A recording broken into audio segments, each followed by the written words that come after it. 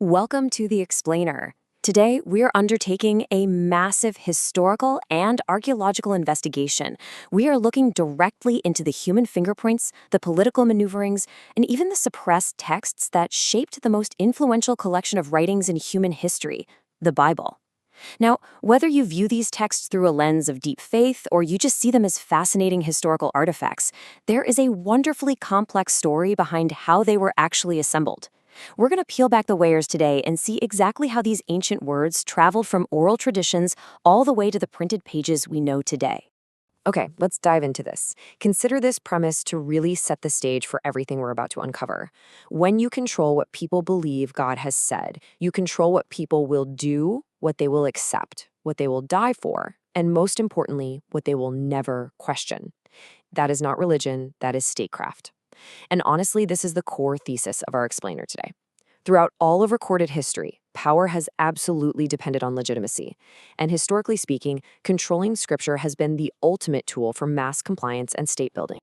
To really grasp the scale of what happened, we need to compare what most people assume with what history actually shows us. Look, most of us grew up with what scholars call verbal plenary inspiration. That's a fancy way of describing the default assumption that God directly dictated every single word to human authors, basically treating them as divine secretaries. But the historical reality, which, by the way, is completely agreed upon by mainline seminaries and textual critics worldwide, is quite different. The Bible is actually a highly curated library of ancient texts. It was shaped over millennia by human hands, human agendas, and very real political rivalries. Think about it like this. If the canon was just a divinely fixed, immutable list of books, wouldn't we expect there to be exactly one Bible? Yet look at the sheer diversity of canons today. Catholics use a Bible with 73 books, Protestants use one with 66, and the Ethiopian Orthodox Church, they use 81. So we have to ask ourselves, why would different groups of followers have completely different Bibles? Well, it comes down to this simple fact that different human authorities made very different political and theological decisions about what belonged inside.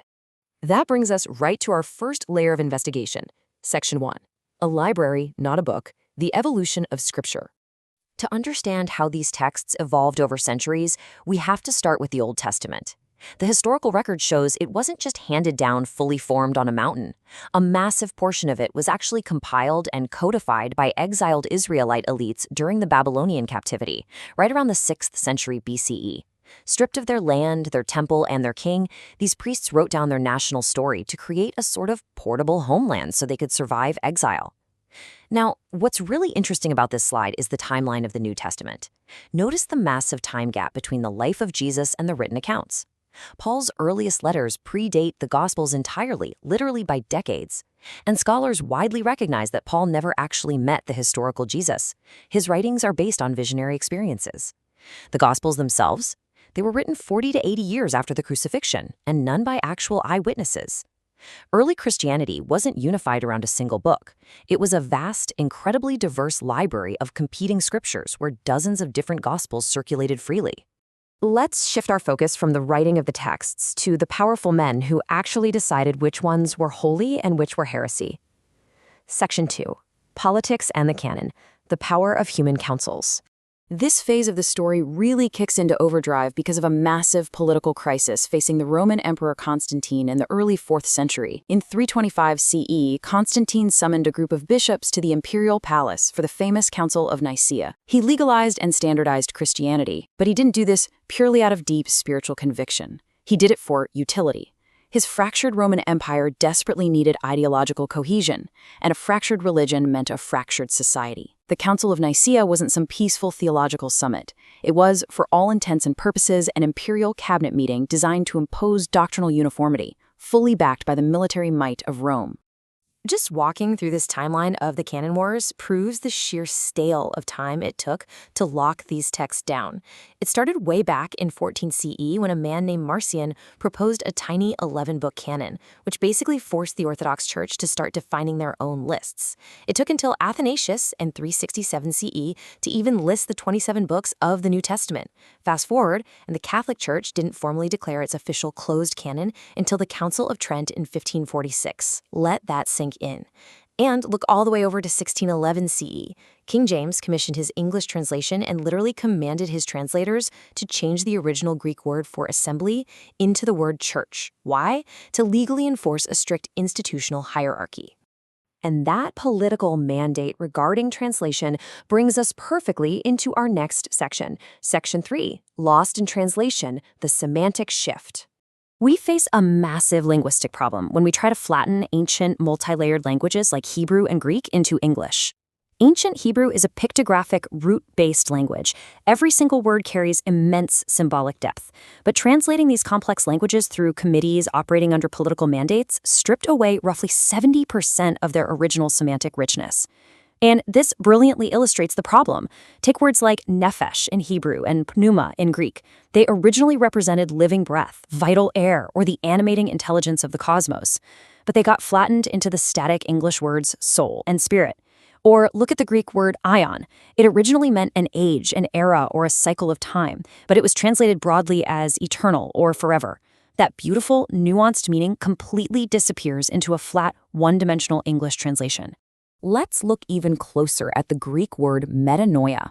Originally, this meant a complete transformation of the mind or a massive shift in consciousness. It is a deeply internal, personal concept. But when the scholar Jerome translated it into Latin for the Vulgate Bible, he rendered it as doing penance. This fundamentally shifted an interior spiritual awakening into an external institutional transaction of guilt in confession. It might seem like a subtle mistranslation, but it literally gave the institutional church enormous coercive leverage over believers for more than a millennium. Or take the English word hell. Did you know that 4 completely distinct ancient concepts were collapsed into this single terrifying word?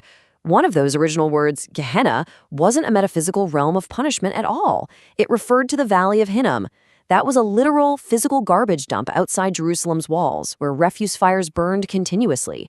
Jesus used it as a vivid physical metaphor for destruction and waste, but collapsing it, along with words meaning simply the grave, into the English word hell built an entire doctrine of eternal conscious torment that was never originally taught in the text. And then you have the outright additions to the text. The King James Bible contains what's known as the comma Johanneum in John 5:7. This verse is the absolute most explicit statement supporting the Trinity in the entire New Testament. But here is a shocking historical reality for you. This verse does not exist in any early Greek manuscript. It is completely absent from all early church fathers' writings. It was literally inserted by a medieval scribe centuries later just to settle a theological debate. Today, most modern Bible translations have either completely removed it or clearly footnoted it as a later addition. Which takes us to the final layer of our investigation today. Section 4, the suppressed texts, the power of omission. As any historian knows, excluding information is perhaps the ultimate form of editorial control. The councils that formed the Bible didn't just pick their favorite books. They actively removed and destroyed many early Christian writings, simply because those texts threatened the emerging institutional power of the church. For centuries, humanity had absolutely no idea what was missing from the library. That is, until an incredible archaeological discovery in 1945. A peasant farmer near Nag Hammadi, Egypt, unearthed a sealed clay jar.